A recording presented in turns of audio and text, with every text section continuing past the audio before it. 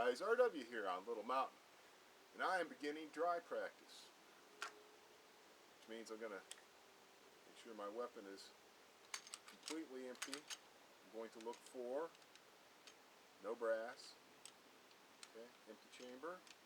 I'm not going to have any ammunition on me. I have a couple empty magazines because I intend to do some magazine manipulation later. And now I'm not an expert, guys. Just like you, maybe I'm a gun enthusiast, I carry a gun, and I want to feel confident and competent. So I do dry practice. I'm beginning dry practice. And before you begin dry practice, I want you to check your weapon repeatedly. Make sure that this thing is empty. You don't want to be the guy that says, I'm sorry. Okay? Now, this is really basic stuff. You got to think about the mindset of carrying a gun, which means you need situational awareness.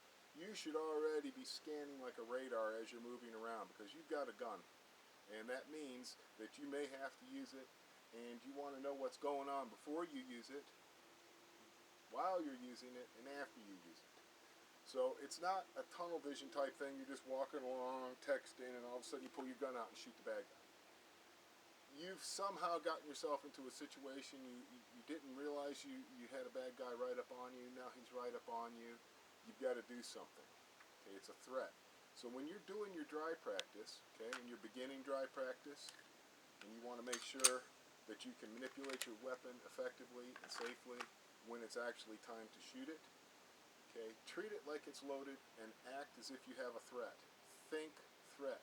Don't think I'm just going to just shoot my gun at something. Put up a target, consider it a threat, okay? Right now my target is you. You're the threat. You're 5 feet away from me. I didn't know you were a bad guy. Now you're a bad guy. I've got to do something. Well, I want to go through the mental part of this real fast, and then I'm going to go through the physical part. The mental part of this is that a lot of people get their guns taken away from them. They don't know how to retain control of the firearm that they own. Their gun is taken away from them and a crime is committed with their gun. Either they're killed or somebody else is injured or killed because their gun got taken away from them by the criminal. Do not let the criminal get your gun. If the criminal can see your gun, if you're open carry like this and they already know you've got a gun, they're going to be wanting that gun. They're going to want to get that gun off you. So do not bowl your gun out there and hand it to them. You want this gun as far away from the threat as possible. There's a threat. First thing is my hands are got to be up. I do not want to have, I'm going to fight you. I am putting my hands up for several reasons. The most important one is protect myself. Protect myself from what's happening. I'm being hit. I'm being stabbed. I'm being punched. I'm being grappled. I want to get this hand up over my heart. I want to protect my vitals. I'm protecting my vitals. I'm turning my body to the side. This is to get my hip away from the threat. The weapon is away from the threat. When this hand comes down, I want to index the pistol with these 3 fingers, thumb, and this as high as possible. I want my shooting finger way up high. So I want to do this the same way every time. No matter how far away the threat is, whether I'm practicing or at the range or in my own backyard or in my bedroom, I want to do it the same way. I want to put my hand to my heart, I want to turn, and I want to start touching my body. I want to feel my clothing dragging against my arm. I want to feel my arm against my body. I don't want my arm out here somewhere. I'm not going like this. I don't want somebody to stop me from grabbing my gun. I don't want somebody to grab my hand. I want my hand up against my body. I want my hand away from the threat, and I want my hand around my pistol as fast as humanly possible. This gives me the option, if I have to shoot at extreme close range like this while retaining the weapon so that it is difficult to pull away from it. If I choose to extend my weapon further, I want to marry my hands in front of my chest every single time.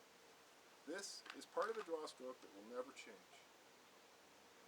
Weapon away from the threat, hand against the body, marry the hands in the center of your body. Index the threat. Thumb forward to control the gun. Lock your wrist. You'll feel it. Your wrist will lock. You want to be locking the gun forward, and you want to be able to go into aim and work on that. See how tight you can get. See how tight you can keep it. See if you can get it to touch your face. You know, just get it up in there so that you can fully extend if required. And then train yourself to go back to that center Mary. This is the Mary. Now, you want to see who saw what you did, who might be able to help you out in court, you know, or who might be attacking you from the side or behind. Once you're sure, you do not need to present the gun again. You don't need to present it again, okay? You can put the gun away. Do not sweep your hand. Don't aim it at your vitals, your thighs, your legs. Do exactly the same thing you did before. Rotate, keep the gun angled away from you, and get it in that holster. That's it. That's the maneuver. So what you're doing is you see a threat, and there's no speed in returning the gun to the holster. That if you start rapidly reholstering, you're going to create a scar that you're going to have to break. I have that scar, so you'll see me flinching sometimes because I'll be putting my gun away too fast. It's a bad, bad habit. There's never any hurry in putting the gun away. And you don't want to move so fast that you skip any spots where that little light goes on in your brain. What I'm talking about is indexing. A light goes on in your brain when you see the threat. That should get your hands up. Somebody coming at you, you should get your hands up right away. Hands up, hands up. It could be like this, whatever. Hands up. Second thing is if you make that little light goes on and says, I got to get my gun out. Get it. Keep your hand against your body. Bring your hand down till you feel the gun. You feel the gun. Roll your hand into the gun. Grab the gun. Now another light should go off. I can draw. Draw. Keep the gun close to your body. If you have time, marry your hands. Now at this point, you could choose not to shoot. Okay, it was just a loud noise. Nobody was shooting at me. It was just the black helicopters again. And then you can put it away. Okay? But if you actually have to engage, get it in your dominant eye as quickly as possible. You don't have to go to full extension to do that. Get it to your dominant eye. Be ready to get the gun close to you. Be ready to pull the gun back. You're going to want to hold on to this thing, man. You're going to need it. You don't want to give it away. And if you don't need it, you're absolutely certain you don't need it, gun away, at an angle, to the holster. At the whole time, the only decision loop I'm making is whether or not to put my finger on the trigger. At this point, I'm not sure I need to put my finger on the trigger. And I don't put my finger on the trigger unless I absolutely think I need to. I don't want this gun just randomly going off while I'm moving around. If I suddenly need to take a shot, I don't have to have it in perfect sight alignment. I just have to have the gun aimed at something 5 feet away. See what I'm saying? And you don't need to bowl the gun out. If you ever have to rack the slide out, which we're not going to go into that right now, but you have to do that. Don't do this. You might as well just hand the guy your gun. Learn to slam your hand back to where it's supposed to be, so if you have to, you could do what you have to. And that's all there really is that I wanted to show in this particular video of dry practice. Okay? Now, I'm not done dry practicing yet, but when you are done dry practicing, I strongly suggest you say aloud to yourself, I am done with dry practice. At that point, go ahead, load your gun up as you normally would, put it in the safe or your holster, whatever, okay? Nightstick, whatever. But the idea is that while you're handling your gun during dry practice, do not do it administratively. Do not just rack the slide back and all that. When you do your first initial checks to make sure the gun is empty, that's fine. But when you're actually handling it as if you were encountering a threat, you don't want to be administratively racking the slide. It's going to create a scar on your muscle memory. You want to slam that slide back, even if it hangs open. You can always use snap caps so you're not having that problem. Hold the slide stop in. And you know, this may look like, oh, he's just doing what all the other operators do, but the fact is this is, you don't want to be moving your feet around all the time if you don't have to. When you're first doing this, you might be walking along, you know, you're just trotting along, all of a sudden there's a threat.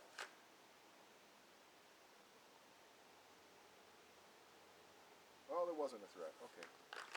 See, just realize that you've got chances during your draw stroke to make decisions. And there's other times when you don't make decisions. You're not making a decision. Once you've got your hand around the gun, you're going to draw it. You can feel it, and then the light goes off. You can draw it, okay? Now at this point, your finger's not on the trigger. You're not going to accidentally shoot anybody or anything, okay? And you can do your situational awareness now if you hadn't done it earlier. You're behind on the loop there.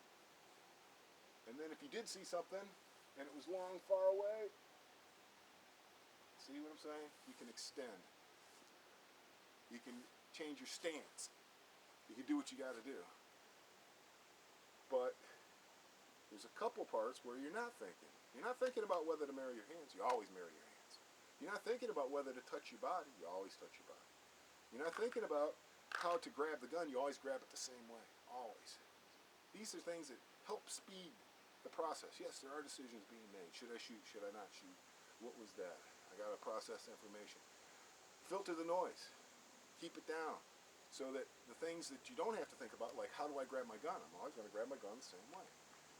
How am I going to draw my gun? I'm going to draw it close to my body with the gun away from the threat.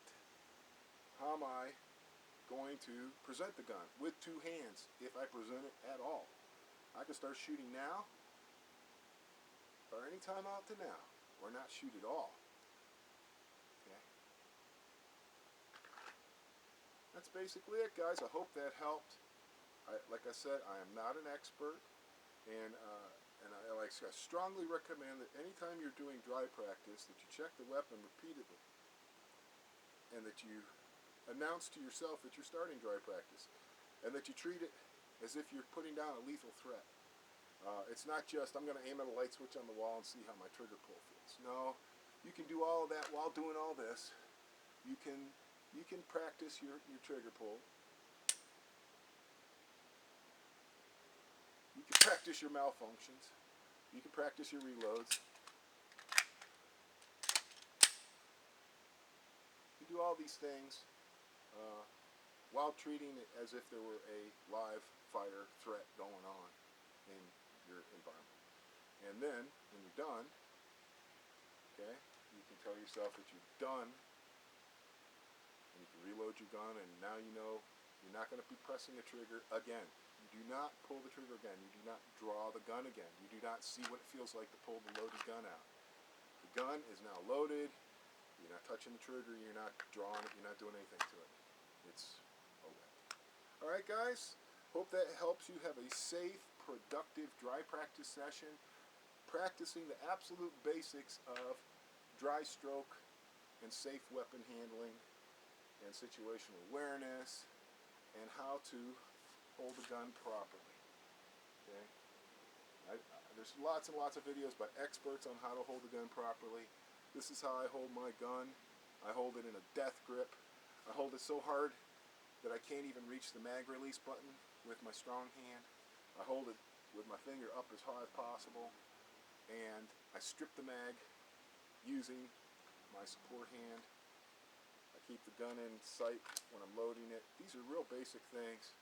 There's guys that have done a lot better videos on it than I have, but I wanted to show you what I've learned and how I use it.